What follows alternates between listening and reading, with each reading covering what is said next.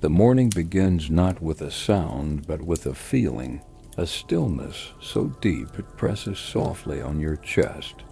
When you open your eyes, there is only the faint gray of the world before dawn. Smoke curls in lazy spirals from the low fire at the center of the lodge. The smell of pine resin and faint ash lingers in the air, woven together with the dry scent of animal hides. You are lying beneath thick robes of fur, deer, bear, and perhaps a strip of wolf pelt stitched carefully by someone's patient hands. The fire, once bright and defiant, has dwindled overnight into a bed of red embers. It murmurs softly, the quiet voice of survival itself. Outside, winter has tightened its grip. The air is sharp enough to sting the skin. The snow lies heavy, layered over the forest like thick white bark. In the near distance, the frozen river breathes. Its cracks echo faintly through the trees, a voice of the season speaking in ice and pressure. This is not a time for comfort. It is a time for endurance. And you, newly arrived, untrained, unaccustomed to the rhythm of a world that sleeps beneath snow, would not last long here. The camp's heartbeat, a winter camp. For the people who lived here centuries before the first Europeans arrived, was not simply a refuge. It was a living organism, a beating heart sustained by fire, ritual, and cooperation. Each family lodge, built from bent saplings and layered hides, formed a cell in that body. By now, most of the tribe's movements have ceased.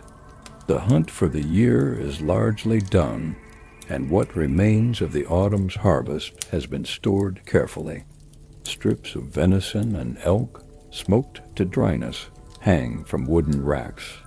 Pouches of dried berries and roots rest beneath snow-packed shelters, preserved by nature's own chill.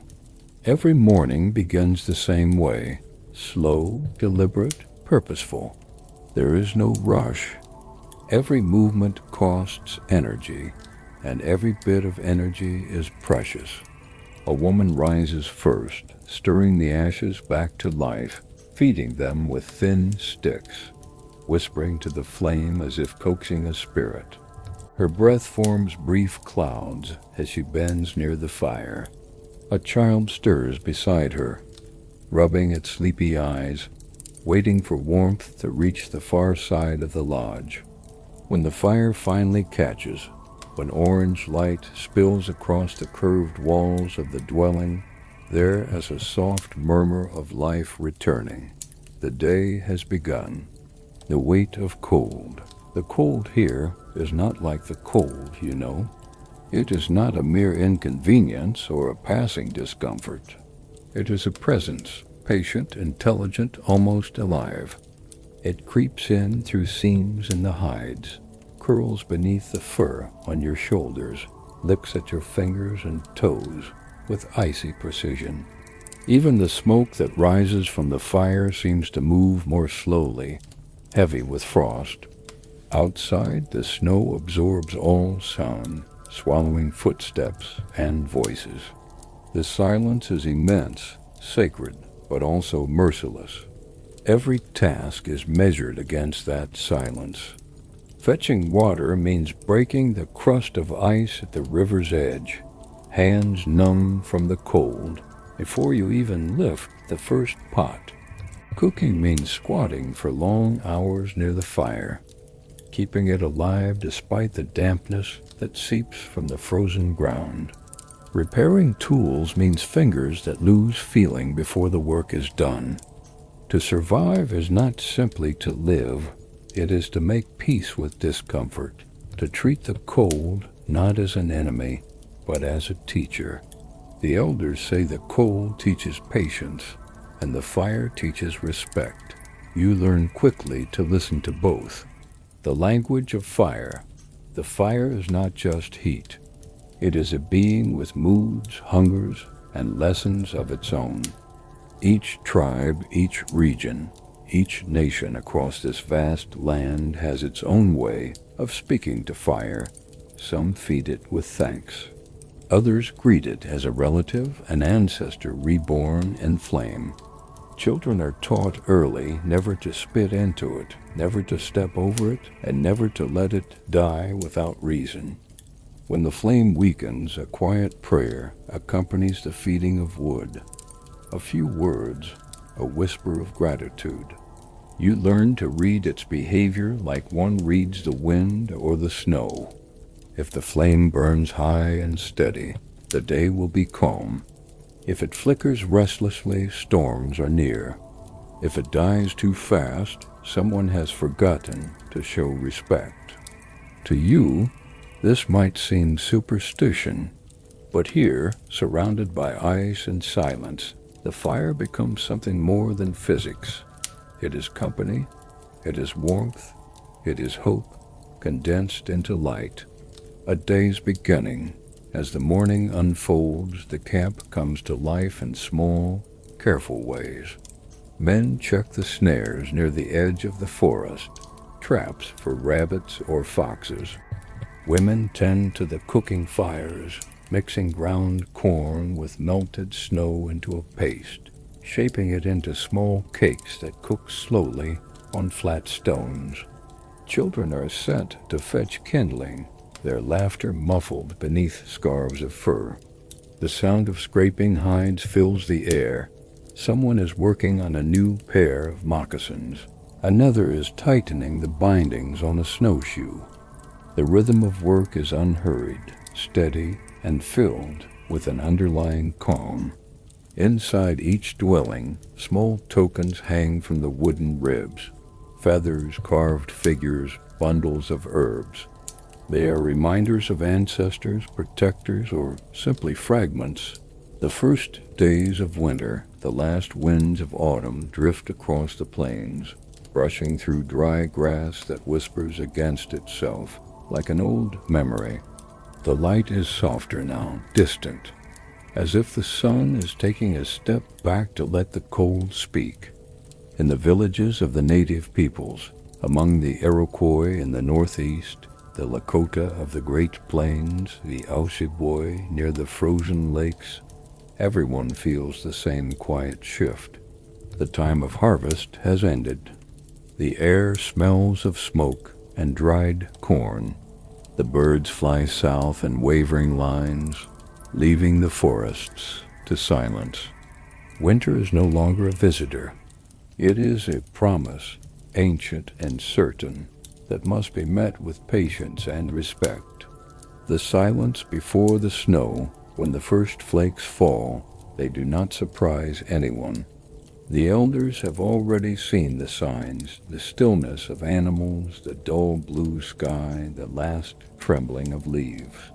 They watch the snow and murmur, "The earth is putting on her blanket." Snow is not a punishment here, it is protection. It seals the world in a shell of quiet, where life may rest and dream. In a Lakota winter camp, the Tipis are pulled closer together, their entrances facing south to block the harsh northern wind. The hides are double layered now, thick with fur. Inside, the air glows orange from the central fire. Children curl against their mothers, and smoke rises through the open vent above, like a slow-moving spirit. Outside, the prairie has no color. The bison have gone. The sky has no edge. Only the snow breathes. Storing the year, each family knows exactly how much food they have left. The sacks of corn, the strings of dried meat, the earthen jars filled with beans and roots, all are counted, all are guarded.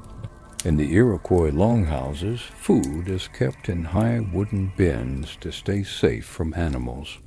Among the tribes of the plains, caches are dug deep into the earth, covered with grass and stones. The ground itself becomes a pantry, a memory of summer hidden beneath the frost. No one eats without thought.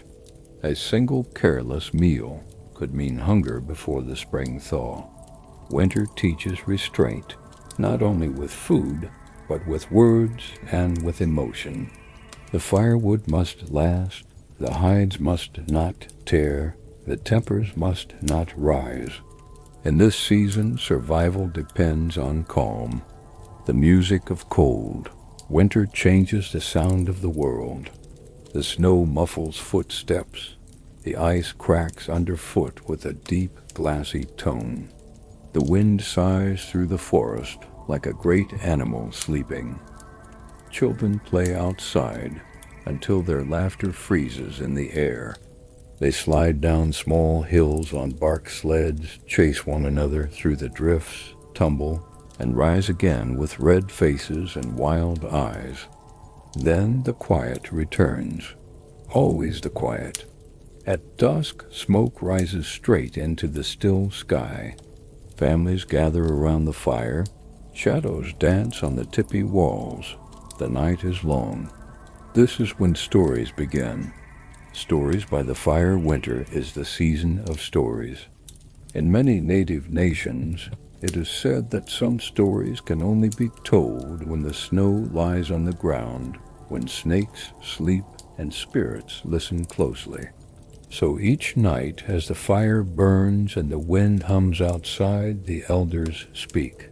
They tell of the great turtle who carried the earth upon his back, of the raven who brought the first light, of the wolf who taught people to hunt together. These stories are not entertainment. They are maps, spiritual, moral, practical maps. They remind the young of how to live, how to share, how to endure. An old Lakota storyteller leans toward the fire and says quietly, "When the north wind howls, do not curse it." That is the breath of the bison teaching you endurance. The children listen without blinking. The firelight flickers in their eyes. Outside, the snow keeps falling, covering the world in a silence so deep that even fear feels small. The spirits of winter in Algonquin belief, winter belongs to Makwa, the bear spirit. When Makwa sleeps, the world sleeps. When Makwa wakes, the earth stirs.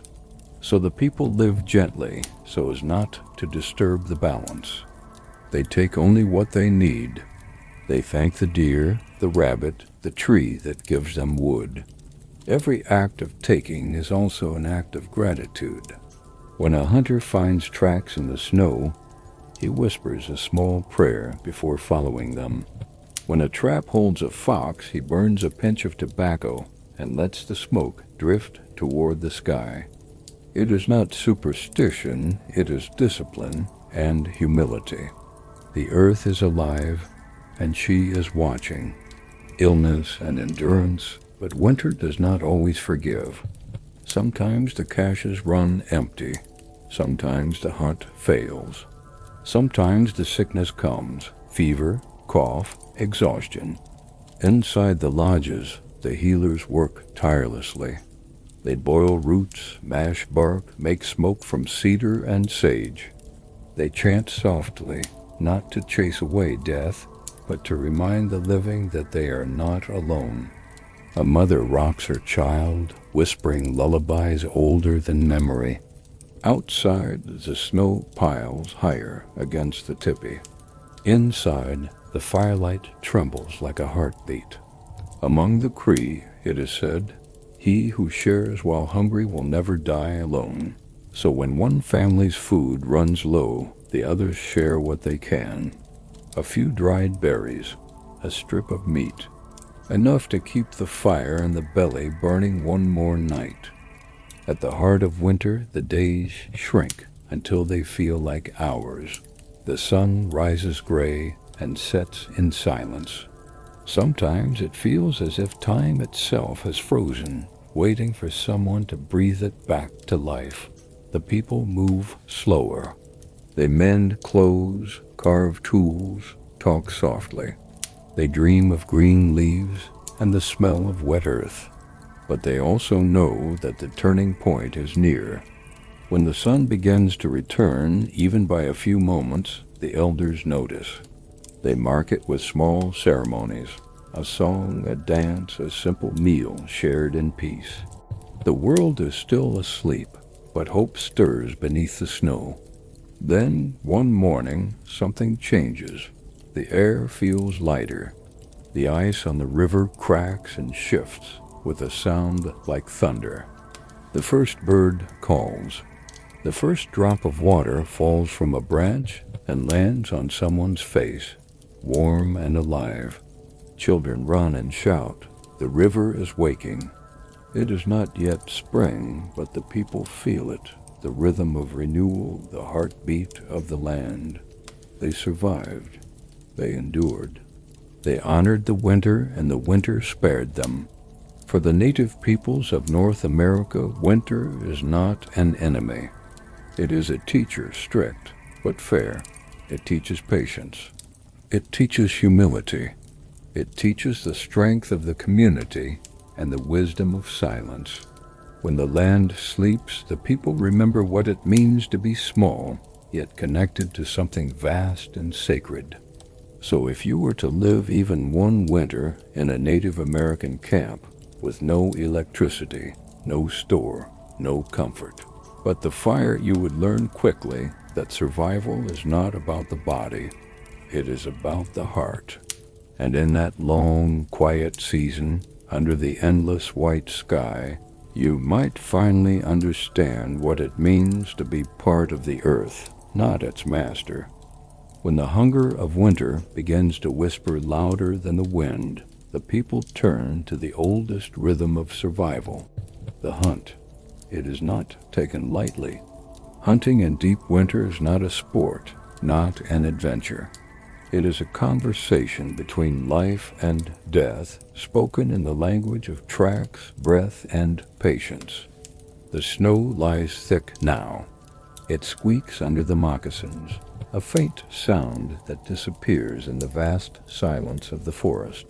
The hunters rise before dawn, when the stars still hang like ice above the black trees. Their faces are painted with ash to break the glare of snow. Their boughs, sinew-bound, are wrapped in fur to keep from cracking in the cold. In the firelight of the lodge before leaving, they eat quietly. Dried meat softened in hot broth, a handful of cornmeal mush, a shared glance, a nod. No one wishes good luck. It is bad manners to tempt the spirits that way. The elder who watches them depart murmurs a short prayer into the smoke. Walk softly. See clearly. Take only what answers. And then the hunters vanish into the white forest. Reading the silence, the first lesson of the hunt is not tracking. It is silence. Snow carries sound far. A careless step, a cough, the creak of leather, even a thought too loud can scatter the deer before you see them. Among the Ojibwe, it was said that a hunter who cannot hear his own heartbeat is already too noisy for the forest. So they move like shadows, each breath slow, each step measured. The frost on their eyelashes glitters faintly. The air burns their lungs with every inhale, but they make no sound. They stop often, listening for what isn't there. A twig breaking, the far cry of a crow, the gentle fall of snow from a branch. These are clues, fragments of a hidden map. To the untrained eye, the forest is blank. To the hunter, it is a book written in delicate strokes. Here, the faint print of a rabbit, a curved indentation where it sat to nibble bark. There, the drag of a tail, the scatter of pine needles. And farther still, the deep, heart-shaped tracks of a deer pressing down the crusted snow. The hunter crouches, touches the track with his bare hand, feels the cold of it. He smells the air. He knows it passed this way less than an hour ago. The chase that never runs, to chase is to lose. A true hunter does not rush after his prey. He walks with it. The deer is faster, the elk stronger, the wolf sharper of tooth. But the hunter has time, patience, and understanding, and that is his weapon. So he moves in wide circles, reading the land like a song he has heard since childhood. He knows the places where the snow drifts deeper, where the trees grow thin, where a stream cuts through the ice. He can guess where the deer will rest, where it will cross, where it will pause to look behind it. He does not fight the forest. He becomes part of it, a flicker of shadow among shadows, a breath among branches. When he finally sees the deer, it is not through hunger or greed. It is through recognition. The hunter bows his head slightly, whispering words no outsider would understand. Then the arrow flies. The arrows whisper. The sound of an arrow through winter air is not sharp. It is a soft, short sigh, like the exhale of someone who has held their breath too long. If it finds its mark, there is no scream, no violence, only stillness. The deer falls in the snow, its warmth steaming in the cold. The hunter kneels, breathing deeply, heart pounding like a drum in the silent forest. He places his hand on the animal's flank. He speaks again, a thank you, not a victory cry. Among the Lakota, the words are Wafila, Mitaku Oyazan, thank you, all my relations. The phrase means more than gratitude. It means acknowledgement that the hunter, the deer, the trees, the snow, the wind, and the sun are all part of the same circle. He cuts a small piece of the liver, still warm, and offers it to the ground. The earth must eat first. Then the hunter may take what remains. Returning to camp, by the time the hunter returns, the world is blue with twilight. The children see the shadow moving through the snow and call out in joy. Women emerge from the lodges, carrying knives of bone and obsidian. The air fills with smoke and song. It is not a feast. It is a ceremony. The meat is divided according to need. The elders first, then the sick, then the families with many mouths. Nothing is wasted. Bones are cracked for marrow, sinews dried for thread, hides stretched for clothing, even the hooves boiled for glue. As the meal cooks, steam rises from the pots, like ghosts returning to the sky. The people eat slowly, in silence, the way one listens to prayer. Children are reminded, this meat carries a spirit. Eat with respect, and they do. The great hunt, buffalo in winter. In the lands of the Great Plains, the hunt was greater and more dangerous. For the Lakota, Blackfoot, and Cheyenne, the buffalo was not only food, but life itself. Its body gave everything: food, tools, shelter, ceremony. But hunting buffalo in winter was a test of courage and unity. The herds moved far, their trails hidden beneath the snow. The hunters rode their ponies through icy winds that cut like knives, faces wrapped in fur, eyes narrow and frozen. When they finally spotted a herd, a sea of dark shapes against the white earth, they formed a line. They waited for the signal. Then, with a single cry, they charged. The thunder of hooves shook the ground. Snow burst in clouds beneath pounding feet. Arrows flew. Spears gleamed. The hunters and the herd became one moving storm of life and death. But even here, amid the chaos, there was restraint. No hunter took more than his family could carry. When the herd scattered, the chase ended. The survivors were left in peace. The people gathered what they needed, offered prayers, and returned to camp with enough to see the winter through. The fire of gratitude that night, the camp glows like a cluster of stars against the snow. Fires burn in every lodge, filling the air with the scent of roasted meat and smoke. Drums begin softly, slow, deep, steady. the rhythm of hearts, of hooves, of earth itself. The singers sit close together, voices low, breath visible in the firelight. They sing not of conquest, but of balance. Each note rises into the sky, a message to the spirits. We remember. We are grateful. We are still here.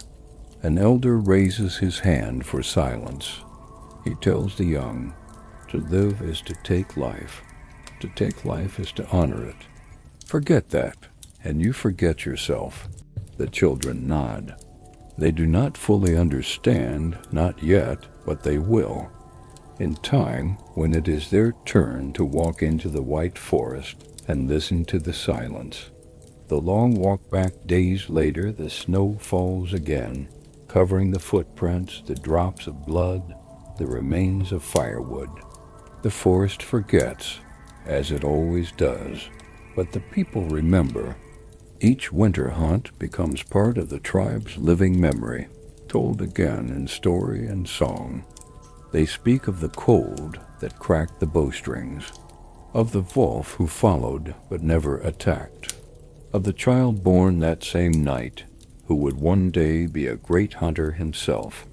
Each tale keeps the balance between fear and courage, between hunger and gratitude. The winter teaches them again. Survival is not conquest. It is harmony.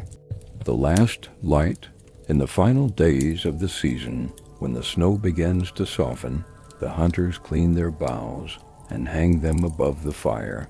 The tools of survival rest, as the land does. The people know another cycle is coming, planting, growth, warmth. But before it arrives, they take one last moment to sit quietly by the fire and look back. Every scar, every hardship, every shared meal, every breath in the cold has meaning. It connects them to the earth, to their ancestors, to each other. The winter hunt is more than survival. It is a prayer in motion, a promise to keep living with respect. As the snow melts and the rivers roar again, the people smile softly. They have earned another spring.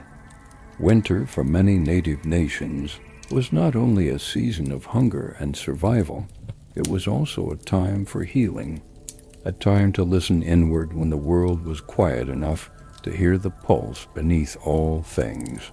When the storms howled and the forests grew silent, the people turned inward, to their lodges, to their dreams, and to their spirits. The snow outside was like a blanket laid over the earth, and under that stillness, life gathered its strength again. Inside the warm flicker of firelight, the healers, the medicine people, worked with patience and reverence, using ancient knowledge passed from voice to voice, never written, only remembered. The scent of cedar filled the air. Bundles of sage hung drying from the rafters, and the people waited for the stories of the spirits to return in smoke and song, the winter lodge of healing. Among many tribes, the Ojibwe, Cree, and Lakota among them, winter was when sickness came easily. The air was dry, food was heavy. The nights were long, but it was also when healing was strongest. Fire, herbs, and community were medicine. Inside the healing lodge, the floor was covered with pine boughs. At its center, stones heated in the fire glowed red, breathing faint hisses as water was poured upon them. The steam rose like ghosts, swirling in patterns that the healer could sometimes read, the way another might read clouds or fire. When a person grew weak with fever or melancholy, they were brought here. Wrapped in furs, laid beside the stones, they breathed in the hot, clean air as songs were sung. The healer's hands moved slowly, sometimes touching the body, sometimes not. Her eyes half closed, she whispered to the spirits of the herbs she had gathered in summer, "Wake now. Your time has come. Help this one remember their path. Herbs like sweetgrass, Cedar, yarrow, bearberry, and sage were burned together, each carrying its own song, its own gift. The sick were not seen as broken. They were seen as out of balance, their spirit tilted away from harmony. The healer's task was not to fight the illness, but to invite balance back. It was said that when a person truly healed, the forest outside grew a little warmer. The songs of the drum. No ceremony began without the drum. To many nations, the drum was not an instrument. It was a heartbeat, the heart of the world, the echo of the first mother. When the drum began to sound slow and deep, people could feel it through the ground, through their bones. Even those too tired to dance felt their breath fall into rhythm. The singers' voices rose and fell, weaving through the steady beat. They did not sing to the spirits, but with them. The songs were invitations, not commands.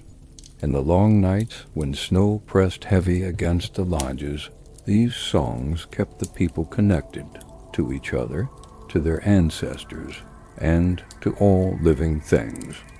Sometimes the singers added rattles filled with corn or pebbles, the faint hiss and shake blending with the rhythm. It sounded like snow moving over the plains, like wind in dry grass. And as the songs went on, the air itself seemed to shimmer. The veil between the seen and unseen grew thin. The spirits drew near. Dreams and the vision quest. Dreams, for many native peoples, were not just fragments of imagination. They were doors. Through them, messages came. Warnings, gifts, teachings, and sometimes healing itself. In winter, dreams were taken especially seriously. The body rested, but the spirit roamed far. A young person might wake before dawn, trembling from a dream so vivid that it seemed more real than waking life. They would go to the elder's lodge, sit by the fire, and recount what they saw. I dreamed of a wolf, one might say. It spoke my name, then walked across the river ice. The elder would listen carefully, eyes closed, nodding slowly. Sometimes they would not speak at all, but later that night they would add tobacco to the fire and whisper a prayer, asking the spirits to show more clearly what the dream meant.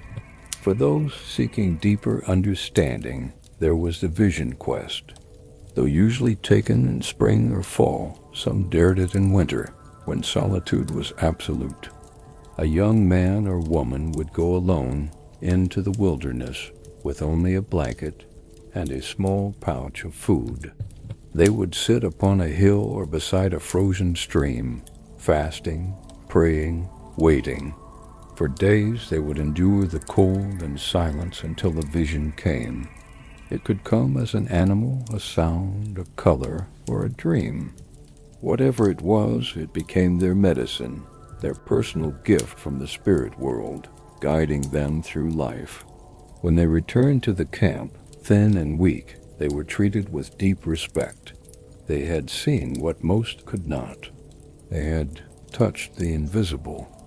The winter dances, as the deepest cold passed, and the days began to grow a little longer. The people gathered for the winter dances, ceremonies that renewed their strength and called life back to the land. Each tribe had its own form.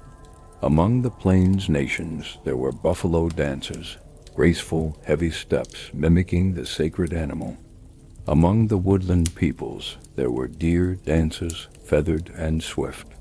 Among the coastal tribes there were masked dances, where the dancers wore carved wooden faces representing spirits of wind, bear, or thunder. The drumming began slow, like footsteps through snow, then faster, building warmth and energy, until even the children felt their hearts racing. Laughter returned to the lodges. Voices rose again. In these moments, the whole community became one living body, moving, singing, breathing together. Winter might still rule outside, but inside the circle of firelight, spring had already begun. The storyteller's fire. After the dances, when the fires burned low and the stars were sharp above, came the most sacred time of all, the storytelling.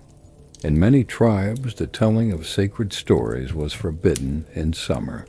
The spirits, it was said, were too busy then, hunting, guiding, and watching the living world. But in winter, when everything slept, they had time to listen. So winter became the season of stories. The storyteller's voice would begin softly, almost as a whisper. Long ago, before the world had its present shape, ... And then the room would fall silent except for the fire's crackle. Children leaned against their mothers. Elders nodded slowly. The youngest hunter let the rhythm of the tale wash over him. Stories of the first animals, the trickster spirits, the heroes who turned into stars, all were spoken again, as they had been for centuries. These stories were not entertainment. They were instruction. They carried the laws of the land, the memory of the people, the warnings and wisdom of ancestors.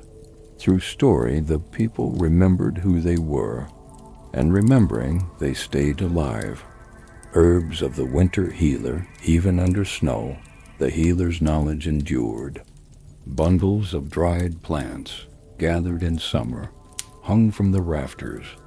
Willow bark for pain, wild mint for fever, cedar smoke to purify, bare root for strength. Each herb had its own personality, a spirit, a rhythm. Before using any of them, the healer always spoke. "Forgive me, little one. I take you to help another. I will return your spirit to the fire." This respect made the medicine strong. Sometimes when the sickness was of the mind, grief, anger, or guilt, the healer would mix herbs not to drink, but to burn. The smoke itself was the medicine, entering through breath, cleansing thoughts. And sometimes no herbs were needed at all, only song. The right song, sung in the right rhythm, could steady the heart more deeply than any potion. Healing was never just about the body. It was about returning harmony to the circle of life. The sacred fire and the keeper's vigil, each camp had a sacred fire, a flame that burned all winter, never allowed to die. The firekeeper tended it day and night, feeding it with cedar and dry pine, whispering prayers as he worked. The fire was more than warmth. It was the living center of the world. It carried the voices of the people upward through smoke to the unseen realm. When someone passed away, a small portion of their belongings was placed into the flames, not as destruction but as release, returning their spirit to the great circle. During storms, when the wind roared and snow buried the lodges, the people would glance at the fire through the smoke hole and feel peace. As long as it burned, life continued. The medicine dream.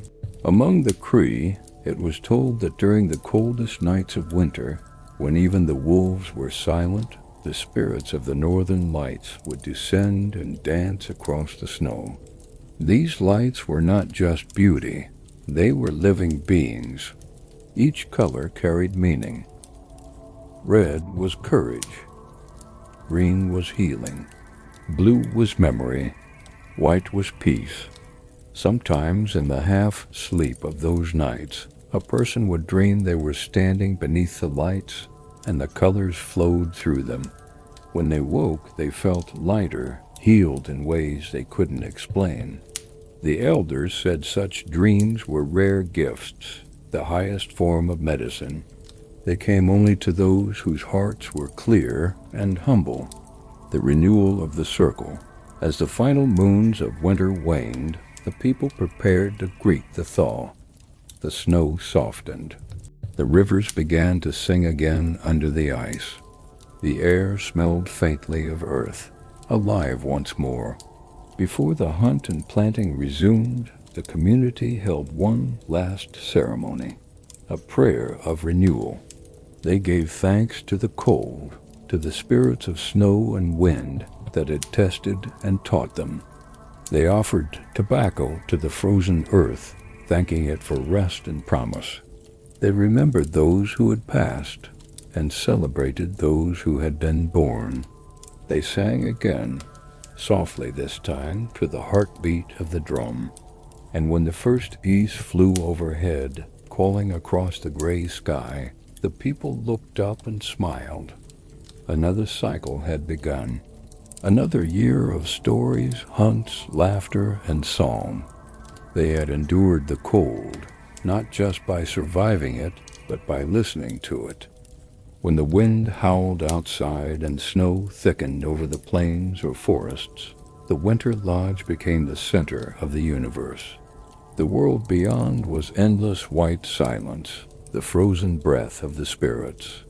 But inside the lodges a soft orange light flickered on faces. Smoke curled upward through holes in the roofs, and the quiet rhythm of work and care filled the long hours. Winter was the season of stillness, but it was never the season of idleness. Here, within the circle of family and fire, people mended, crafted, taught, remembered, and waited for the land to wake again. The architecture of warmth, the winter lodges of North America were as varied as the landscapes they rose from. The Iroquois built long houses, immense bark-covered halls shared by several families. Farther north, the Cree and Ojibwe crafted dome-shaped wigwams with birch bark, reeds, and hides layered thickly to hold the heat. On the Great Plains, the Sioux and Blackfoot wintered in sturdier versions of their tipis, sometimes half buried for insulation. And in the far north, the Inuit raised igloo ice houses that trapped warmth so efficiently that even a single lamp could lift the chill from the air. Every structure was a masterpiece of adaptation. Nothing wasted, nothing forgotten. When the first snows came, men and women worked together to reinforce the lodge walls. Birch bark sheets were patched, hides stretched tighter. Pine branches were layered as windbreaks. Snow itself, the enemy and protector, was piled high around the base, sealing cracks and holding heat inside. Outside, the temperature might fall far below freezing, but inside, by the fire, it could be warm enough for comfort, warm enough for the laughter of children. The firekeeper's role in every community, there was someone whose task was sacred, the firekeeper. To keep a flame alive through the long winter was not a small thing. It was a covenant between the people and the living world. As the fire burned, so did their connection to the spirits and to each other. The firekeeper rose before dawn, often before anyone else stirred. He would kneel beside the embers, blowing gently, coaxing them to glow again. The sound of his breath mingled with the sigh of wind outside, both carrying life. Then came the crackle of new wood, the scent of resin, the slow bloom of orange light on the lodge walls. Soon the faint murmur of voices began, children waking, elders clearing their throats, the low hum of another day inside the cocoon of winter. The firekeeper's duty did not end with tending flames. It was also a guardian of peace. If tempers rose, if fear or sorrow darkened the camp, it was his voice that reminded them to calm their hearts. As the fire burned steady, so should you. Many tribes believed that if the central fire ever died completely, the balance of the camp would falter. So the fire was fed always, with care, with gratitude, and sometimes with prayer. Daily life, the rhythm of the lodge days passed in a rhythm as ancient as the land itself. Outside, the snow fell or drifted in glittering sheets. Inside, life pulsed softly. Women tanned hides with smooth stones, stretching and rubbing them until they were soft as cloth.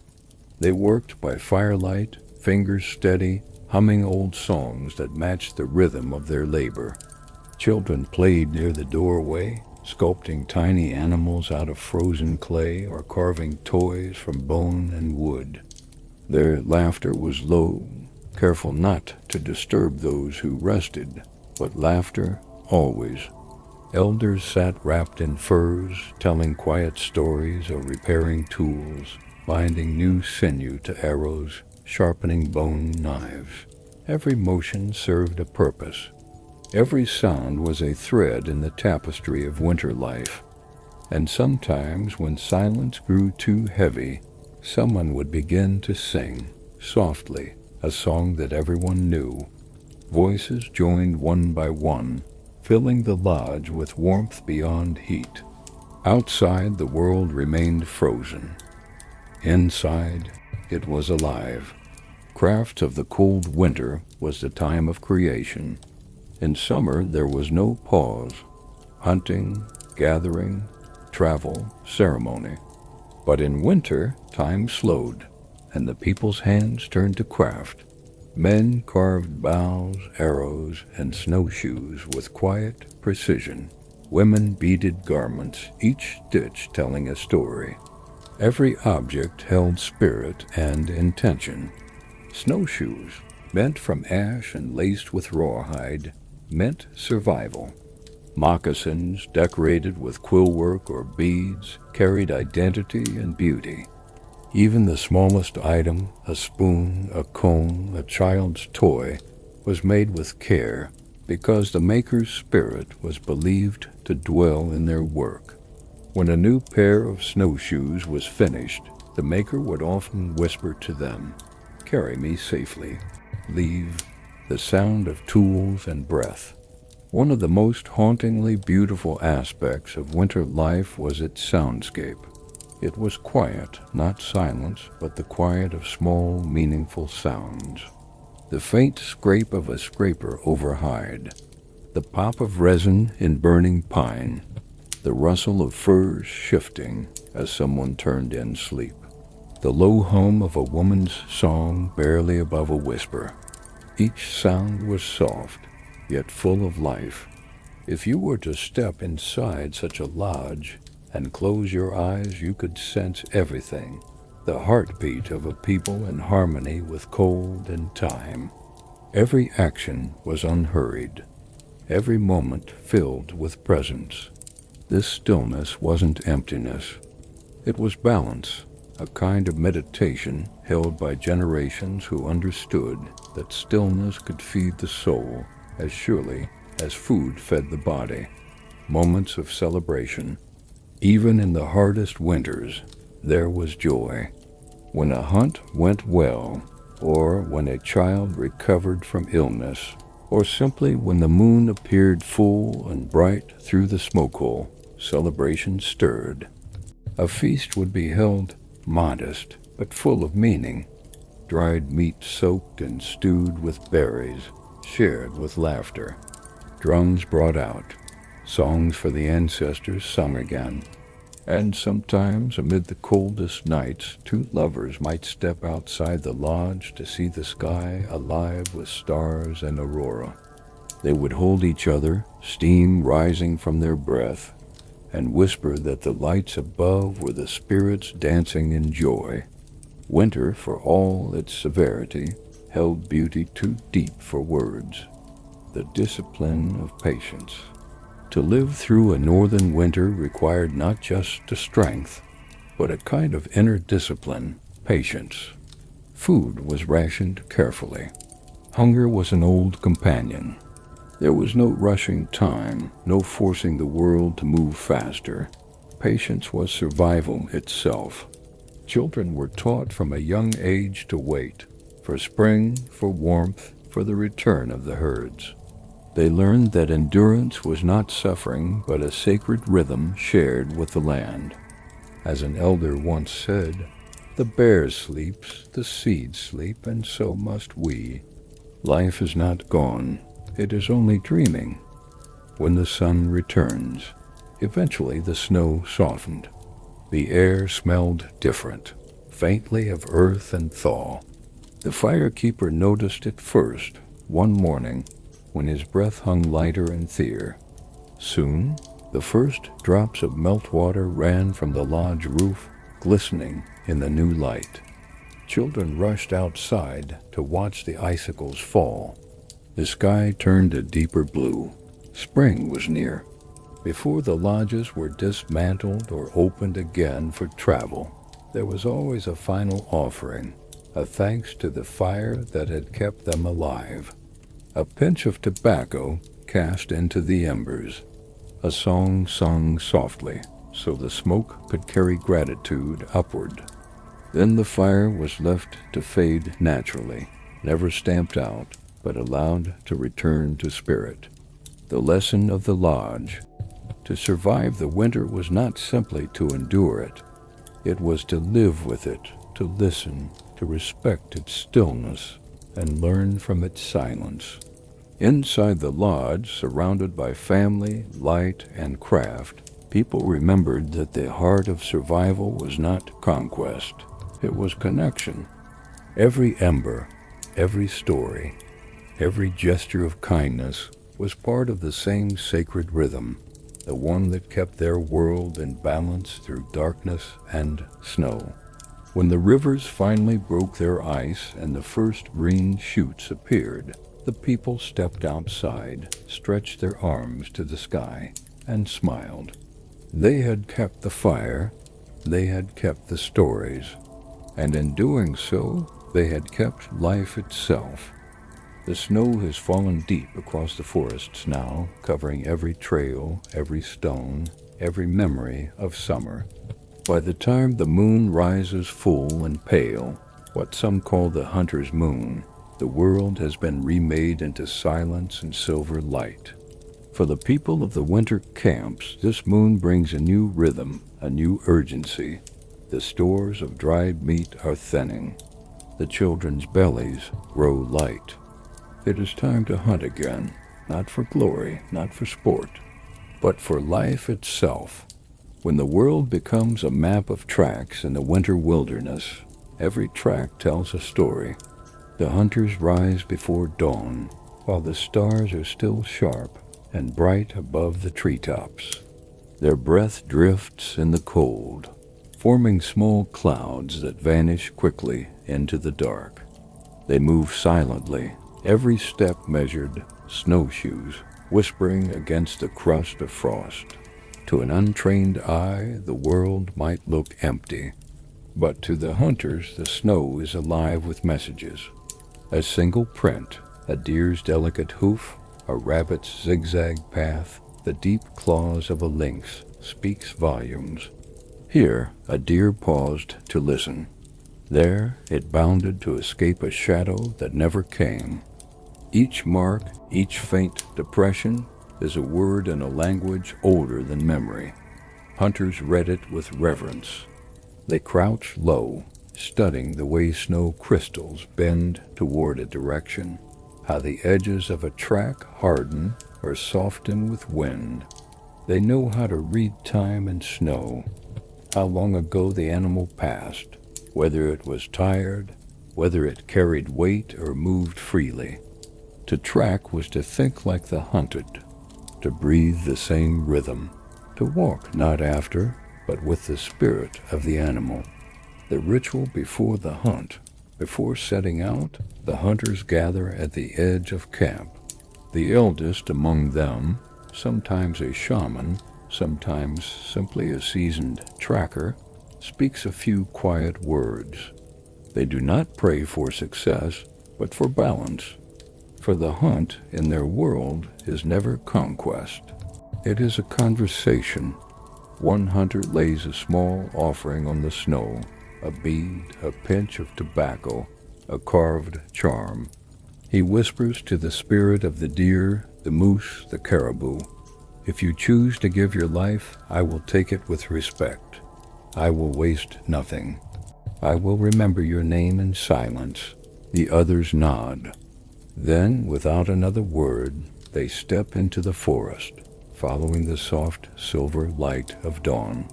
The weight of the cold hunting in winter was a trial of endurance beyond imagination. The cold was not just an enemy, it was a presence. It watched, tested, whispered. Every breath cut like smoke and glass. Every muscle ached from the bite of air. Snow crusted on eyelashes. Fingers stiffened even under furs. To keep moving was to stay alive.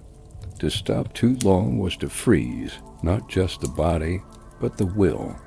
The hunters learned to listen not only for prey, but for the subtle warnings of the cold itself. The sound of snow squeaking underfoot changed when frost deepened. The color of breath against the sky told them how soon the temperature would fall. Even the trees had a voice. When the sap inside them froze, they groaned like distant thunder. To live through this was a test of patience and quiet courage. Every step demanded focus. Every mile was a lesson in humility before nature. Traps and snares, the silent hunt. Not every hunt was carried out with bow and arrow. In the deep winter, when energy had to be saved, traps were the hunter's silent allies. The art of trap making was passed down like a sacred language. Each knot, each bend of branch taught with care. Snares of twisted sinew or root were set where rabbits tunneled through snow. Deadfall traps were built with balance so delicate that a breath could trigger them. Sometimes lines of traps stretched for miles, checked every few days, a patient conversation between hunter and the land. The beauty of a good trap was its humility. It did not rush. It waited, silent, still, respectful. And when it worked, the hunter would kneel, lift the small body gently, and whisper thanks. He would reset the trap, careful not to disturb the pattern, leaving the rhythm of the forest unbroken. This was the essence of their survival, not domination, but harmony. When it came to larger game, elk, moose, caribou, there was no replacement for the bow. But this, too, was an art far more subtle than most imagine. The hunter had to feel not only the distance, but the heartbeat of the moment. Too soon, and the arrow would miss. Too late, and the animal's spirit would sense danger and vanish into the trees. Every motion mattered. The slow draw of the string, the tightening of fingers, the final exhale released into the cold as the arrow flew. Sometimes even the breath was enough to betray a hunter. The vapor could catch the animal's eye like a flash of light.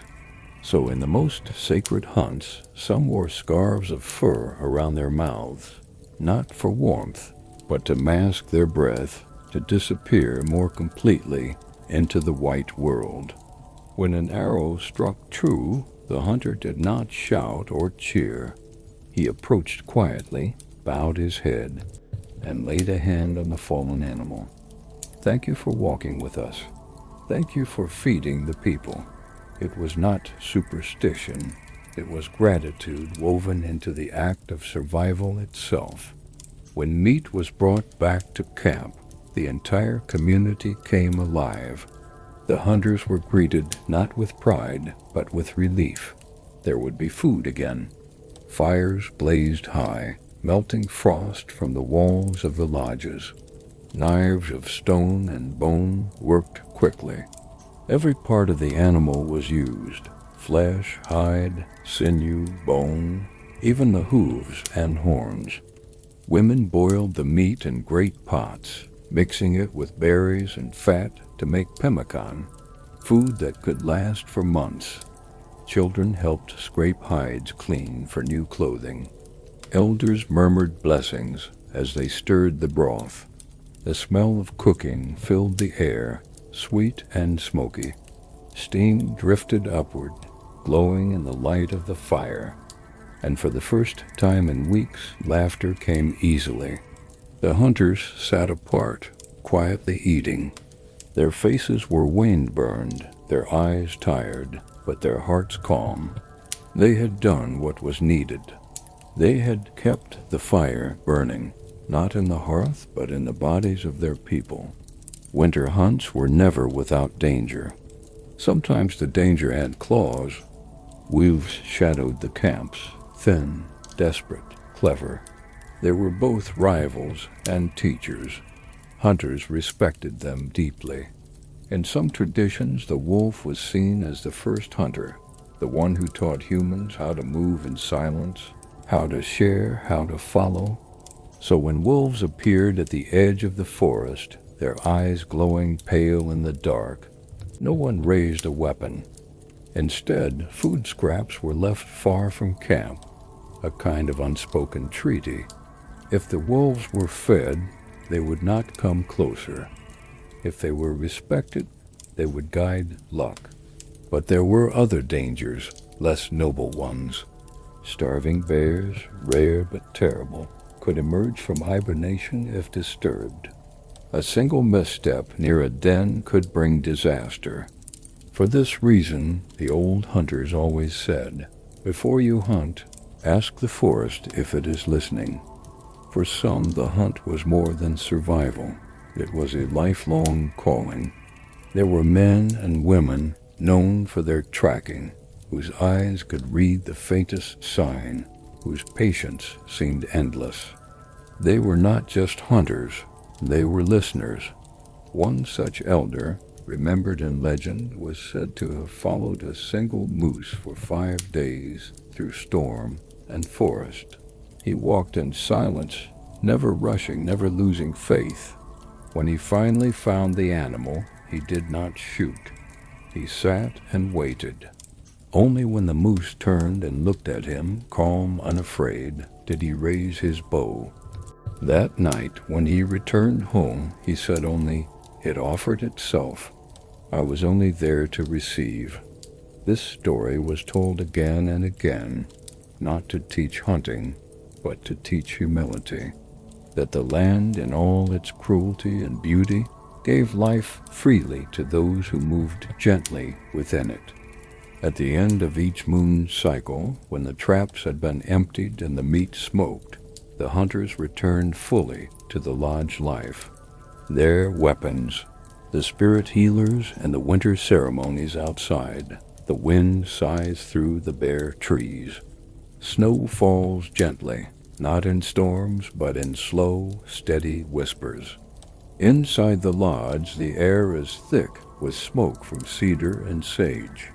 Children sleep curled beneath furs, while elders speak softly, their voices weaving through the crackle of the fire. Winter is not only the season of hunger and endurance, it is also the season of story and of healing. For when the body cannot move far, the spirit must travel instead. And so, when the storms grow strongest, the people turn inward, toward the unseen world. The healers' place, every village, every band, had at least one healer. Sometimes a man, sometimes a woman, sometimes both. They were not simply medicine people, as later words would call them. They were dreamers, listeners, interpreters of what lay beyond the veil of the visible world. Their lodge was different. Often it stood slightly apart from the others, marked by bundles of herbs hung from poles, by painted stones set carefully near the doorway. Inside, the smell of crushed pine and sweetgrass filled the air. Drums hung on the walls.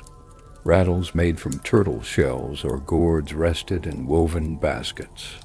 The healer's power came not from ownership, but from connection to plants, to dreams, to stories, to the deep hum of the land itself. The language of smoke on nights when someone fell ill, a fever, a chill that wouldn't break, a shadow that lingered in the mind, the healer would be called. There was no rush, no panic. The healer would sit beside the sick one, place a hand upon their chest, and listen not only to the heartbeat, but to the song of it. Then, in silence, a small fire would be built in the center of the lodge. Pine needles, sage, and cedar would be laid upon the coals. The smoke would rise in thin blue threads, curling upward like whispered prayers. Each herb spoke a language: cedar to purify, sage to cleanse, sweetgrass to invite kindness, and tobacco, sacred above all, to carry words between worlds. The healer would wave the smoke with a feather, bathing the patient in its warmth. Then, softly, they would begin to sing the songs that heal. The songs were not learned like we learn melodies today. They were given, sometimes in dreams, sometimes during long fasts by the river. Each song belonged to a spirit, an ancestor, an animal, a wind, and to sing it was to invite that spirit to join in healing. The voice would rise and fall like wind through reeds, deep, rhythmic, steady. Each beat of the drum echoed the heartbeat of the earth itself. Outside, the snow continued to fall, muffling the world. Inside, a sound of the drum and voice merged with the crackle of the fire, creating a rhythm older than time. And in that rhythm, something shifted. Breath steadied. Sweat cooled. A fever broke. The spirit remembered its place within the body. The healer did not claim success. They would simply say the song returned to balance. Dreams as medicine in winter, when days were short and nights endless, dreams became sacred. People believed that when one slept, the spirit could travel far, beyond the firelight, across the frozen rivers, into the realms where ancestors walked. Dreams were not private. They were shared in the morning. After breakfast, the lodge would gather, and each person would speak of what they saw. A white deer crossing a river, a broken bow mended by a stranger, a voice calling from beneath the ice. The healer would listen carefully, nodding slowly, interpreting symbols with patience. For dreams were messages, not random, not meaningless, but living instructions for the days ahead. If a hunter dreamed of an empty sky, it meant the birds had flown and hunting would be poor. If someone dreamed of fire turning to water, it meant illness would come or be washed away. In a world without written words, dreams were books, and the healer was their careful reader. The midwinter ceremonies, when the cold reached its deepest, when even the trees seemed to sleep, the people gathered for the midwinter ceremonies. Each tribe had its own name, its own customs, but the essence was the same: to renew the world. The fires were fed with the oldest wood, gathered long before the first snow. Torches were lit and carried in circles, tracing the shape of the sun. The elders told the ancient stories, how light was stolen back from the darkness, how the earth awoke from her long sleep. The children watched, wide-eyed, as masks were brought out from storage. Carved faces, half human, half animal, painted with ash and ochre, danced in the flickering firelight. The air filled with drumming, chanting, rattles shaking like rain. Each step, each song, each gesture had meaning. The bear's dance for strength, the raven's cry for memory, the deer's leap for renewal. To an outsider, it might have looked like spectacle, but for those within, it was a living dialogue between the people and the universe, a reminder that survival was not just about food and fire, but about balance with the unseen. The masked ones. Among the most sacred figures in these ceremonies were the masked ones, spiritual performers who embodied ancestral or elemental powers. They did not speak. Their silence was powerful enough. When a masked dancer entered, everyone lowered their gaze, not out of fear, but respect. For in that moment, it was not the man or woman dancing, it was the spirit itself. One mask might represent the north wind, fierce and merciless. Another, the great elk, guardian of endurance. Another, the trickster, who reminds the people to laugh even in the darkest winter. Children were sometimes frightened, but elders would smile and say, "Do not fear. The spirits wear our faces, so we remember theirs." When the ceremony ended, the masks were not simply taken off. They were put to rest. They were wrapped in hides, buried in cedar smoke, and placed back in their bundles until next winter, because a spirit, once awakened, must be allowed to sleep again. Healing beyond the body. Not all wounds came from hunger or frost. Some came from loss, a child gone to illness, a hunter never returning from the forest. Winter could be cruel that way. In those times, the healer became a bridge between worlds. They would hold the grieving in their arms, sometimes for hours, humming quietly, letting the tears come without shame.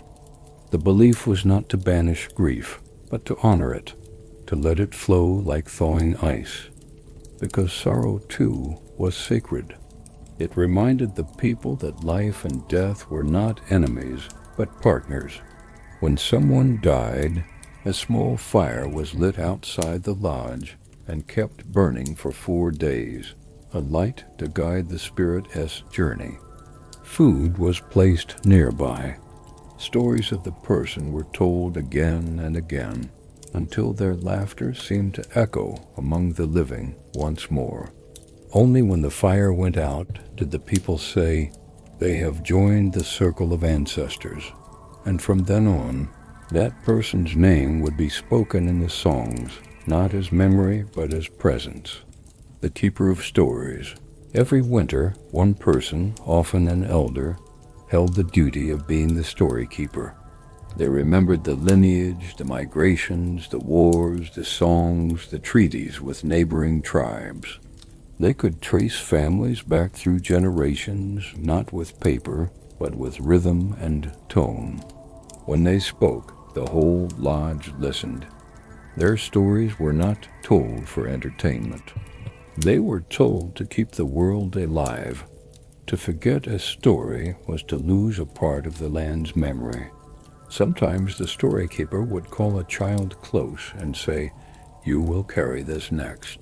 The chosen one would learn by listening, repeating, and dreaming, because a story, like a fire, must always have someone tending it. Thus, history itself survived through winter, passed not by writing, but by breath. The fire within, as the long nights wore on, and the snow grew high against the walls of the lodges, something subtle happened. People began to glow in the dark, not literally, but with warmth, with connection. The ceremonies, the songs, the shared stories, they created a fire that burned inside every person, a quiet resilience. So when the wind howled or when food ran low again, that fire reminded them they were part of something vast and enduring. They were the breath of ancestors carried into the present. The healer, the storyteller, the hunter, the mother, all wove together into one living flame. The silence after the song, when the final winter ceremonies ended, when the drums fell silent and only embers glowed in the hearth, a hush would settle over the camp. Outside, stars glimmered through icy air. The forest creaked in the distance. Snow sparkled faintly, as though the land itself had exhaled. In that silence, the people felt something ancient, a peace that came not from safety, but from understanding. That everything, every hardship, every joy, every breath, was part of one great circle. The healer would smile softly and say, "Now the world sleeps again." We will wake with it. It begins not with sight, but with sound. A faint drip from the eaves of the lodge, a trickle beneath the snow, a whisper that runs through the frozen forest. The thaw is coming. For months the world has been silent. The trees have stood like ghosts. The rivers have slept locked in glass. Now a soft pulse returns, hesitant at first, then stronger, like the heartbeat of the earth waking from a long dream. Inside the lodges, the people stir before dawn, feeling it even before they hear it. The air smells different, wet, metallic, alive. Smoke rises thinner now, drifting in threads rather than heavy plumes. And somewhere far away, a raven calls. The sound cuts through the cold like a memory. When ice turns to water at first, nothing seems to change. The snow still lies deep, the nights still stretch long. But beneath the surface, rivers begin to move, slow, unseen currents, carving tunnels of sound under the ice. Children are the first to notice. They poke sticks into snowbanks and listen to the hollow echo below. They laugh when their boots sink through softening drifts. The elders smile quietly, remembering the thaw is dangerous too. Paths that were safe in deep winter now turn treacherous. A single misstep can break through the crust, plunging a traveler into icy water. So journeys are fewer, slower. People move carefully, watching the ground as much as the sky. Still, the sound of running water fills them with hope, the first real sign that the great circle turns once more. The great melt when the sun finally rises high enough to stay. Everything begins to shift. Snow collapses in on itself. Icicles fall in showers from the roofs of lodges. The air fills with the hiss of melting, 1,000 tiny streams rushing toward the rivers. Children run barefoot for the first time in months, splashing through puddles, shrieking with laughter. Dogs bark and chase each other through the slush. Everywhere there is motion, chaotic, joyful, alive. For hunters and gatherers, the great melt is a signal. It is time to move again. Time to repair tools, to check traps, to look for tracks in the mud where animals begin to stir. The world, once frozen and predictable, becomes wild again, full of noise, risk, and opportunity. But before the return of the hunt comes another ritual, the cleansing. The cleansing of the lodges. Winter leaves behind more than snow. Smoke, soot, fatigue, sorrow. They linger like dust in the corners of the spirit. So when the thaw begins, the people cleanse their homes as they cleanse themselves. The lodges are emptied. Old ashes are carried to the river and scattered into the flowing water, a gift back to the earth. Sleeping mats are shaken, hides are aired in the pale sunlight.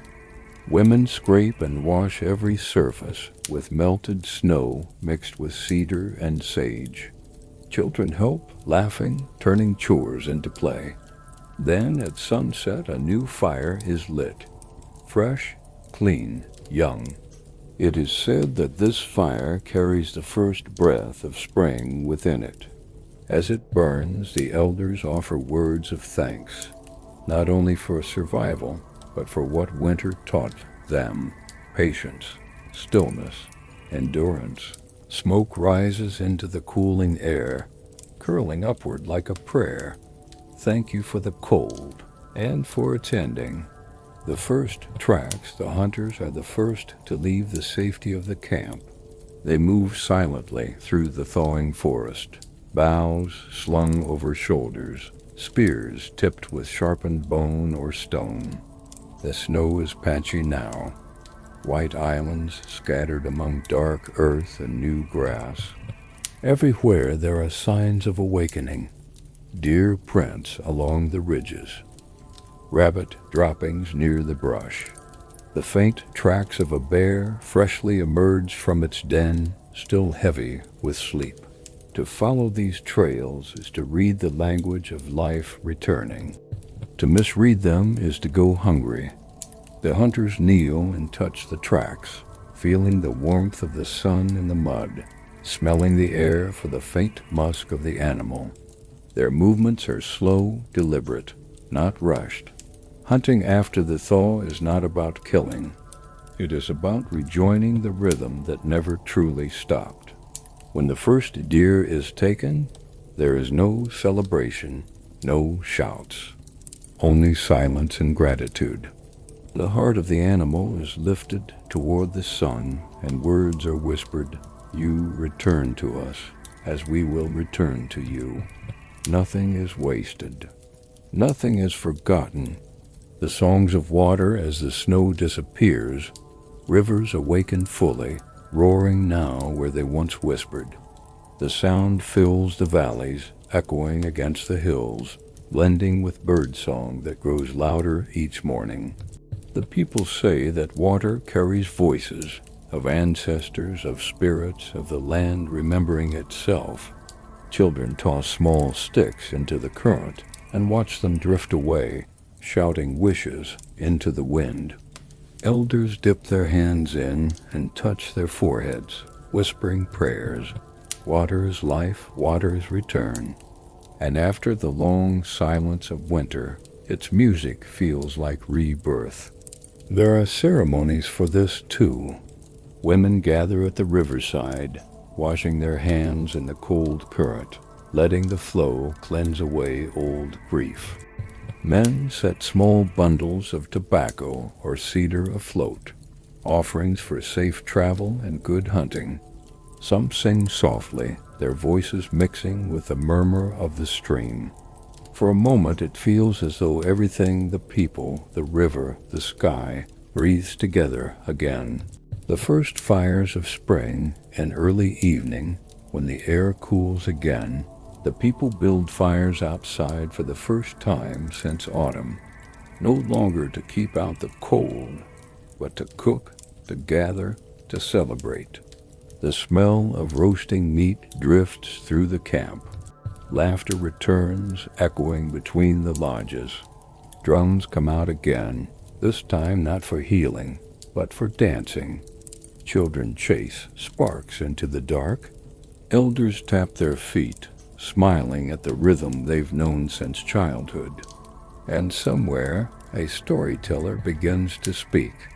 The stories are the same as always, of the first fire, of the great animal spirits, of the days when humans and beasts spoke the same tongue, but the telling is different, faster, lighter, alive with the joy of renewal. Each tale ends not with warning, but with promise. The world returns. So do we. The rebirth of the earth by mid-spring, the land itself seems to breathe again. Grass pushes through the thawed soil. Birds wheel above the rivers. The forests fill with scent, pine sap, damp moss, flowers that bloom before the leaves even appear. Women plant seeds in shallow patches of earth, speaking softly as they work. They talk to the soil as if it can hear them, and in a way, they believe it can. For every plant has a spirit, and planting is a conversation. Children watch, curious, learning the rhythm of patience that farming demands. They will not taste these crops for months, but already the promise of nourishment feels real. Men repair fishing nets, carve new tools, and teach the young how to listen to the land. For soon, when the rivers swell with salmon and the forests hum with insects, life will be busy again, too busy to remember what quiet feels like. So in these soft days of thaw, people take time to simply be. The memory of winter, even as spring spreads, the memory of winter remains. It is not forgotten, nor resented. It is honored, the teacher of silence, the test of endurance. When children complain about the chill that lingers in the mornings, elders chuckle and say, "Remember the long night. This is nothing." In every heart there is gratitude, not only for the warmth returning, but for the strength found in cold. Because in the old ways, survival was not victory. It was participation. To live through winter was to prove that one still belonged to the circle of the living. Now, as the thaw completes its work, that circle closes once more, not as an end, but as a renewal. The returning sun. One morning, the sun rises earlier than anyone expects. It floods the camp in gold. Mist curls above the river, glowing like smoke. For the first time in months, people feel true heat on their skin. The air smells of pine, resin, and earth. Birds sing in chorus. Every sound, every scent, every color feels sharpened, alive. The healer steps outside and lifts their hands to the sky. Their voice is quiet, but strong. The circle turns again. The world remembers itself. And just like that, the season changes. Not suddenly, but completely. Winter is gone, though its lessons remain. The people move forward, carrying the wisdom of stillness into the motion of life once more. The earth hums. It is not a sound you can hear with your ears, not exactly. It is something beneath the noise of insects, beneath the rustle of grass, and the whisper of wind in the trees. It is the quiet vibration of life at its fullest stretch. This is summer, the time when everything breathes deeply. In the world of the old tribes, the summer months were not only the warmest, but the most alive, a time when survival gave way, briefly, to thriving. After the long hunger of winter and the damp struggles of spring, now came color, light, and rhythm. The people moved freely again. The rivers were open, the forests generous, and the plains alive with game. And yet abundance brought its own kind of work. The labor of plenty, when the first real warmth settled in, the kind that dried the ground and filled the air with the perfume of flowering meadows. Work began before the sun. Women rose with dawn. Their shadows stretched long across the camp as they carried baskets toward the berry thickets. Blueberries, strawberries, raspberries, each ripened in its turn, a steady unfolding of sweetness across the weeks. Children followed, their fingers soon stained purple. They learned which berries fed and which could make you ill, guided by grandmothers who had memorized these lessons decades ago. Men repaired fishing weirs and stretched nets between poles in the rivers, their bare feet sinking into cold water as they worked. When salmon or trout ran, it was not merely food, it was celebration. The first catch of the season was always offered back. A fish returned to the water with quiet words, thanking the river for its generosity. Nearby, others tended small gardens, patches of corn, beans, and squash that had sprouted from the seeds planted in spring. They pulled weeds, sang softly to the earth, and chased away birds with rattles made from turtle shells. The crop swayed gently in the sun, growing strong on heat and care. Every day was filled with purpose, not the desperation of winter survival, but the steady rhythm of keeping balance with the season's generosity. To take too much was to unbalance the world. To take too little was to waste the gift. So each task, from harvesting berries to drying meat, from shaping pottery to repairing lodges, was done with attention, not haste. The pulse of the land, the world in summer, feels alive in every direction. Grass moves like waves in the wind. The river shines like glass. The forest murmurs with 1,000 wings and legs. Insects fill the air with constant motion. the hum of bees and wildflowers, the high call of cicadas, the whisper of moths at dusk. Birds move in flashes between branches, bright streaks of yellow, red, and brown. Their songs change as the sun climbs, morning trills turning into the low chatter of afternoon, and then into the quiet cooing that ushers in dusk. People learn to read these sounds like a language. When bees were loud and steady, the flowers were rich. When the forest fell silent at midday, a storm was coming. When owls called early, it meant the night would be long and clear. To live close to the earth was to be surrounded by these constant conversations, and to know that each sound, each silence, had meaning. Communal gatherings summer also brought gatherings, times when separate bands or families came together in large circles, sometimes for days or even weeks. These were moments of exchange, alliance, and renewal. From far distances, groups arrived at prearranged places near rivers, open meadows, or lake shores where there was food, water, and space. You would see smoke from other camps on the horizon long before the people themselves appeared.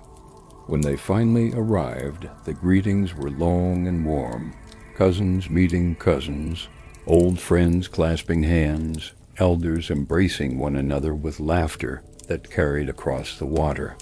These gatherings were not chaotic, though they were full of energy. Every tent or lodge had its place, every fire its purpose. Trade began almost immediately.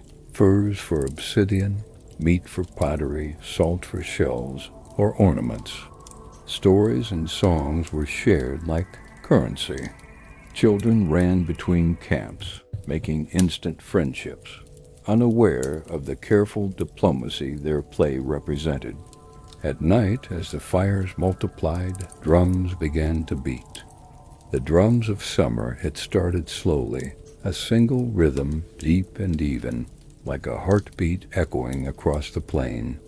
Then another joined, and another, until the whole camp seemed to vibrate with sound.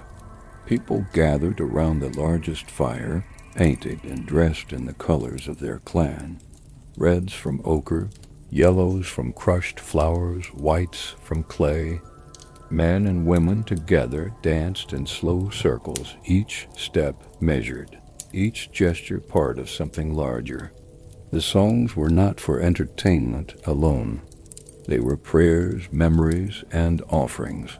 Some called the spirits of the hunt, others honored the ancestors, and others simply thanked the sun for staying long in the sky. Children fell asleep to the steady rhythm of the drums, heads resting in their mothers' laps. The flicker of the fire painting orange light across their closed eyelids. The beat carried on long after midnight, until the stars seemed to pulse in time with it. Feasts and firelight with abundance came generosity. Meat roasted on open fires, and everyone shared freely. There was no currency here. Wealth was measured by how much one could give, not how much one could keep. Elders were served first, followed by guests, then everyone else. The air was thick with the smell of roasted venison, corn cakes, and smoke. Women stirred soups made from wild onions and herbs, while men sliced thin strips of meat to dry for later. Laughter rolled through the camp. Someone teased the young hunters who had missed their shots. Someone else sang off-key and was answered by mock groans. Even the dogs seemed to smile, their tails thumping in the dust. For a few days, hunger did not exist. Neither did loneliness or fear. Around the firelight, under the wide bowl of stars, the world felt whole again. When the feasting ended, the storytelling began. It was the oldest ritual of all, the passing of memory from one generation to the next. An elder would lift a hand and the noise would fade. Only the crackle of fire remained. Then came the voice, slow, deep, deliberate. It spoke of the first people who emerged from the earth, of the trickster animals who shaped rivers and mountains, of heroes who had brought fire, who had tamed storms, who had stood between the living and the dead. The stories were not told the same way twice. Each teller added or changed something, not to alter truth, but to keep it alive. A story that stayed still was a story that died. Children listened with wide eyes. Young men and women sat quietly, absorbing the lessons hidden inside the tales about courage, patience, generosity, and respect for the land. Elders nodded in rhythm, sometimes adding a line, a laugh, or a correction. When the last story ended, silence followed, not emptiness, but fullness. The kind that lingers when something sacred has passed through you. As rich as summer was, it demanded balance. Abundance could easily slip into greed. The people knew this, and their traditions guarded against it. If the fish were running heavy, they took only what they could dry before it spoiled. If the hunt was good, they shared meat with neighbors who had less. Children were taught that every act of taking must include an act of giving. When storms came, as they always did, sudden and fierce, the people did not curse them. They saw them as reminders that even in plenty, nature still ruled. A single flash flood could sweep away a camp. A single week of heat could dry up the streams. So gratitude was not optional, it was essential. Before every meal, someone always said words to the unseen world. We remember the winter, we remember hunger. We take only what we can honor, and in that balance the community stayed strong. When the day's work was done and the sun dipped low, the nights belonged to quieter labors. Women repaired clothing by firelight, their hands moving quickly, the thread catching the light with every pass. Men carved tools or polished weapons, sharpening edges that might not be used until next winter. Elders worked on sacred objects, painting shields, weaving cords, shaping small figures used in ceremonies. The air was warm, but the evenings carried cool breezes that rustled through the leaves. Children played until the last light faded, then fell asleep, still laughing. The camp glowed with dozens of fires, each one a small breathing sun. The smoke rose into the stars, blending with the Milky Way, which the elders called the Spirit Road, the path taken by the souls of the departed. Sometimes when the drumming was done, people simply sat in silence, watching the sparks rise and vanish. It was enough to just exist, to know that for this brief moment, in the long circle of the year, the world was kind. By the height of summer, when the heat lay heavy even at night, the people began to prepare quietly for what would follow. They never said it aloud, but everyone knew. Abundance does not last forever. Meat was dried, smoked, and stored. Berries were mashed and pressed into cakes. Corn was harvested. Beans were strung up to dry. Pottery was packed with grain and sealed with clay lids. The hunters watched the animals closely. When the geese began to gather, when the deer grew restless, it was a sign.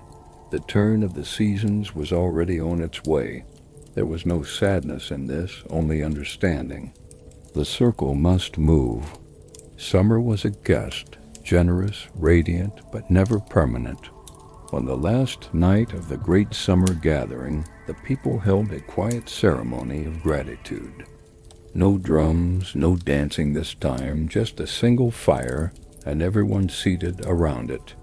The chief, or sometimes the oldest grandmother, spoke first. She thanked the rivers for running, the forests for feeding them, the animals for giving their lives, the sun for shining, the rain for falling. Then, one by one, others spoke, Short words, humble ones whispered into the night. Thank you for the fish. Thank you for the laughter. Thank you for keeping the children strong. When it was done, they sat in silence again, listening to the sound of crickets, the faint splash of water, the wind moving softly through the trees. The fire burned low, glowing red like the heart of the world. And when it finally died down to ash, no one stirred it. They let it fade naturally, as the season would fade soon after. In the morning, the camp was still. People packed slowly, wrapping tools, folding hides, strapping bundles to their backs. Children waved to friends they might not see again until next year. Boats were pushed into the river.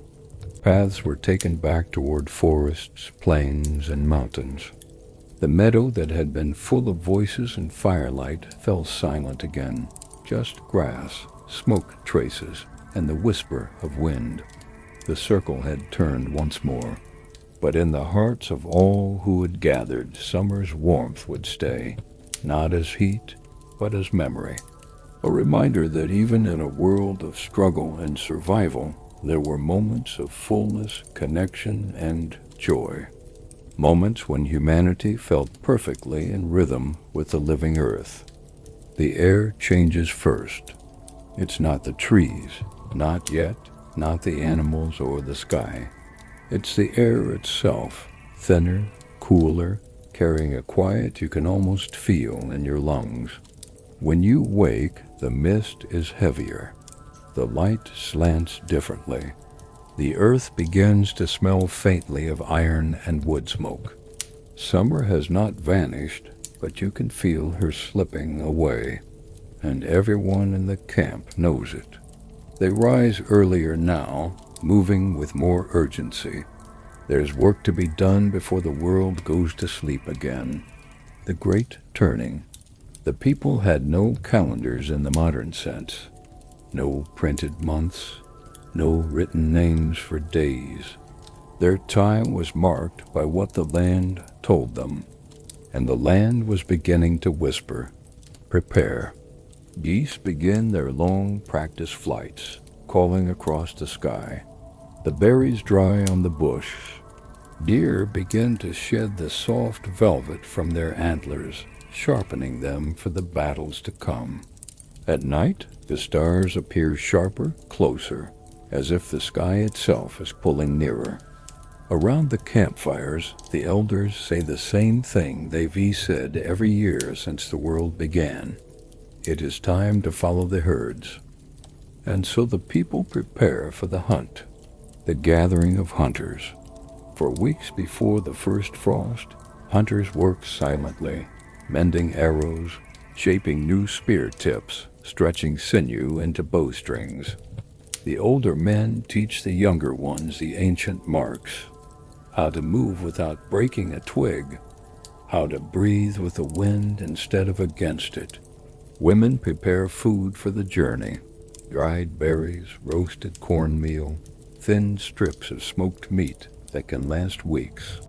They sew warm clothes lined with fur and pack small pouches of medicine, dried roots, sage, willow bark.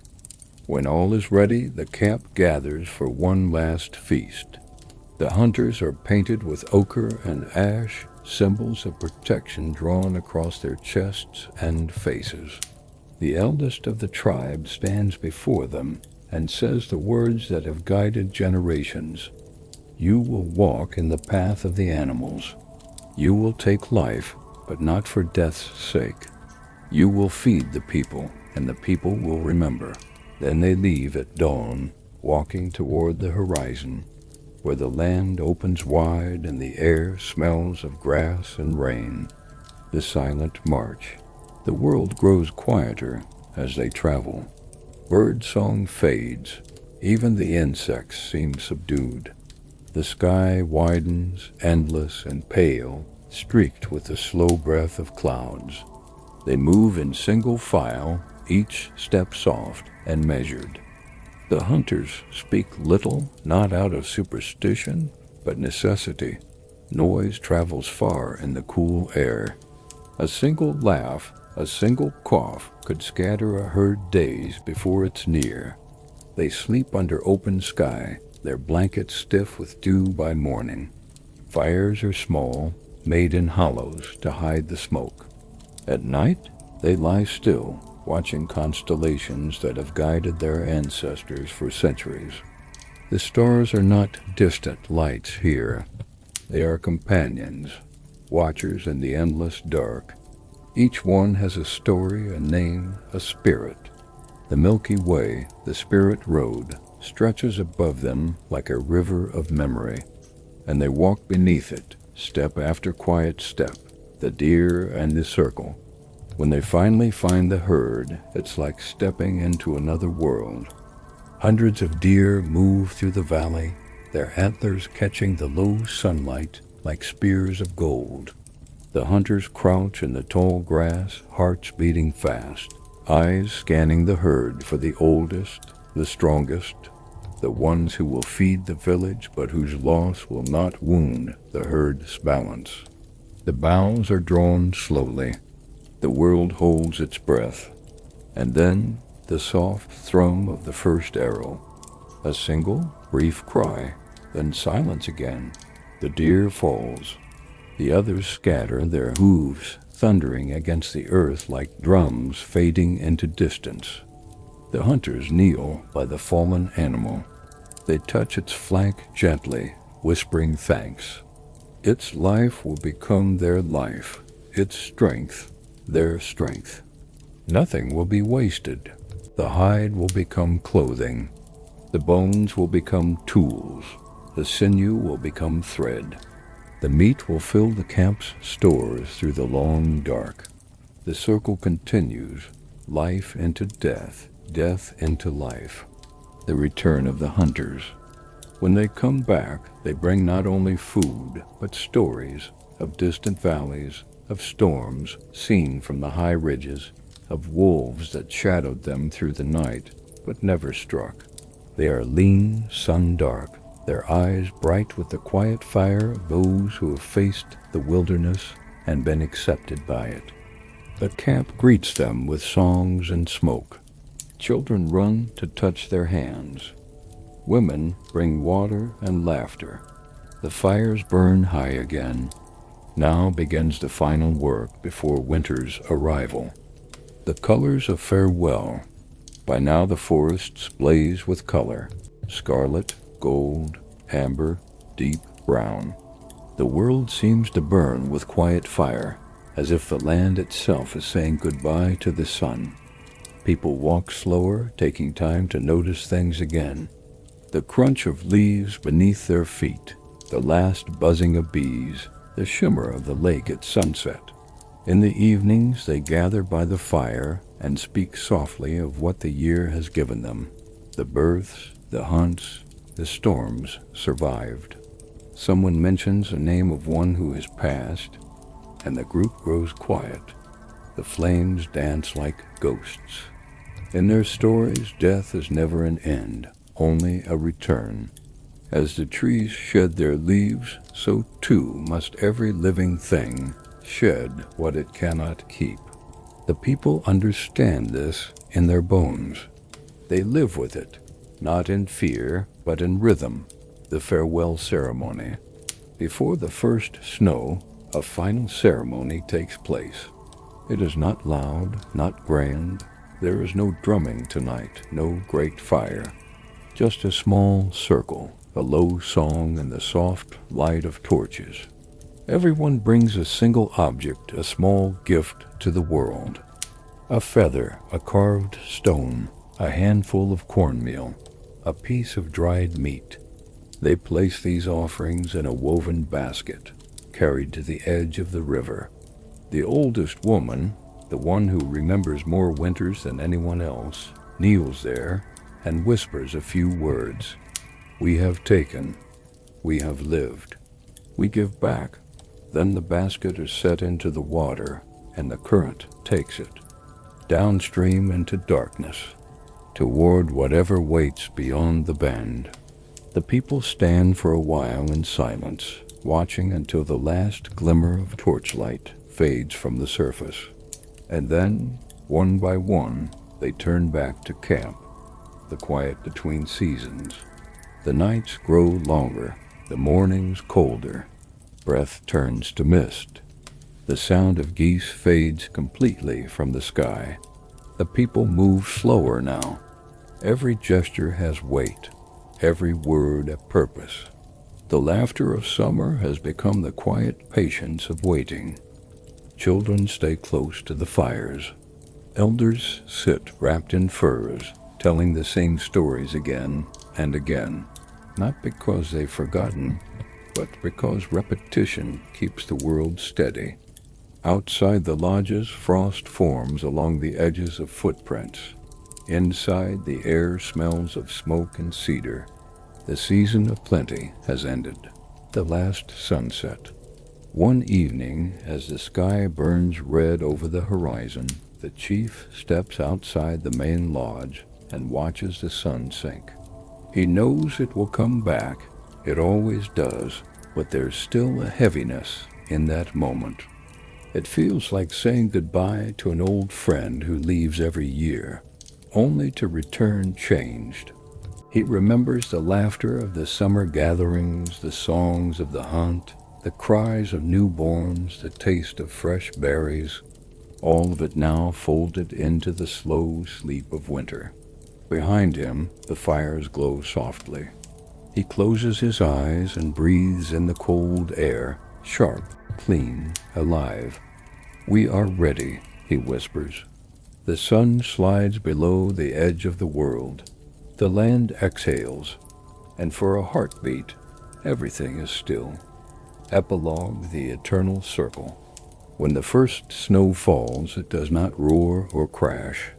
It arrives like silence itself, gentle, inevitable, transforming everything it touches. The lodges are sealed tight. Smoke curls from the roofs. Children press their faces to the walls, watching the white flakes drift down, their eyes wide with wonder. Outside, the world sleeps. Inside, life continues, slow, warm, waiting. In time, the snow will melt. The rivers will swell again. The first shoots will rise from the earth, green and trembling. The people will open their doors, step out, and breathe in spring. And somewhere deep in the soil and memory of the world, the same old hum will begin again, the sound beneath all sounds, the whisper that says, "The circle turns." Conclusion: the fire beneath the snow. The world has changed countless times since the nights of the winter camp. The forests that once whispered with stories now hum with engines and wires. The rivers have been bridged, the herds scattered, the stars drowned by the light of cities. But still, the rhythm remains. Somewhere deep inside us, the same pulse beats on. The people of the old North American winter camps lived in balance with the silence. They understood something we often forget, that life moves in circles, not lines, that every ending is only the seed of another beginning. That survival is not just strength, it is patience, memory, and care. They did not rush the seasons. They waited. They watched the sky. They spoke to the earth not with words, but with respect. When they hunted, they thanked. When they ate, they remembered. When they lost, they mourned together. Their world was not easy. It was cold, fragile, and often cruel.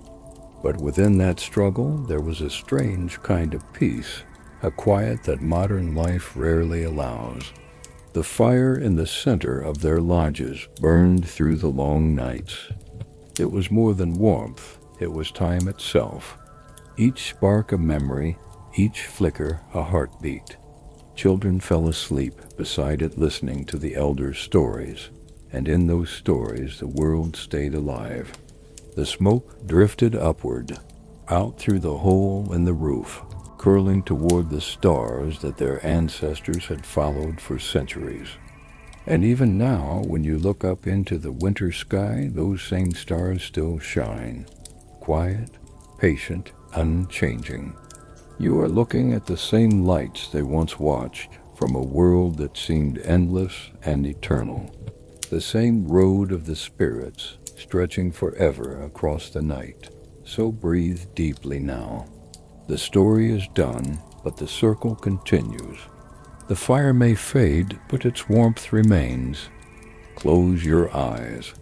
Let the echoes of the drums, the rustle of wind through pine, the crackle of frozen snow beneath moccasins fade softly into stillness. Imagine the camp, silent beneath the stars, the people sleeping, the earth dreaming, the river moving under ice, slow and dark and sure. Tomorrow will come, as it always does, but for now, let it rest. Good night, and may your dreams carry you gently through the long winter.